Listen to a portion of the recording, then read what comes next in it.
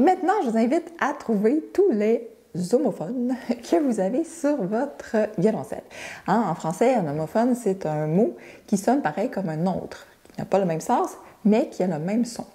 Alors, sur votre violoncelle, vous avez sûrement dû remarquer depuis le début de ce niveau où on a vraiment exploré les 4 premières positions que vous avez parfois la même note sur une autre corde dans une autre position. Alors, je vous invite maintenant à vraiment faire le tour le plus possible de tous ces homophones qu'on retrouve sur le violoncelle.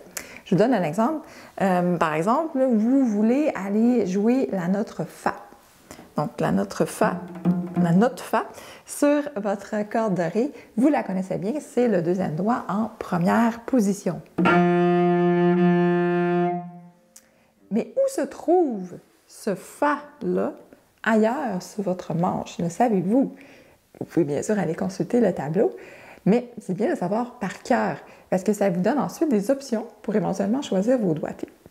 Donc, dans ce cas-ci, le Fa qu'on a ici se retrouve également en 4e position sur la corde de Sol. Un autre exemple, vous voulez jouer un La bémol grave.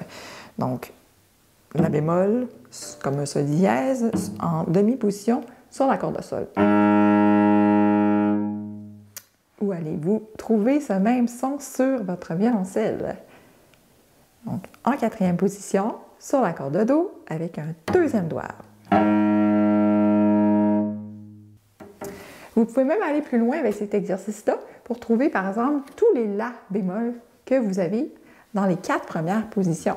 Alors, vous venez d'en trouver 2 qui sont pareils, sont des homophones. Donc.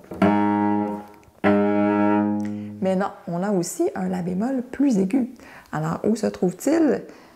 Sur la corde de Ré, on pourrait le jouer de différentes façons. On pourrait jouer par exemple avec un 4e doigt en 2e position basse, mais on pourrait aussi le jouer avec le 3e doigt en 2e position haute ou le 2e doigt en 3e position ou même 1er doigt en 4e position avec extension arrière.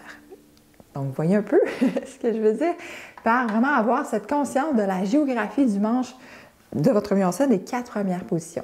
Si vous avez ça en tête, ça va tellement simplifier votre travail pour la recherche de doigté, mais aussi pour l'exécution des pièces que vous allez rencontrer.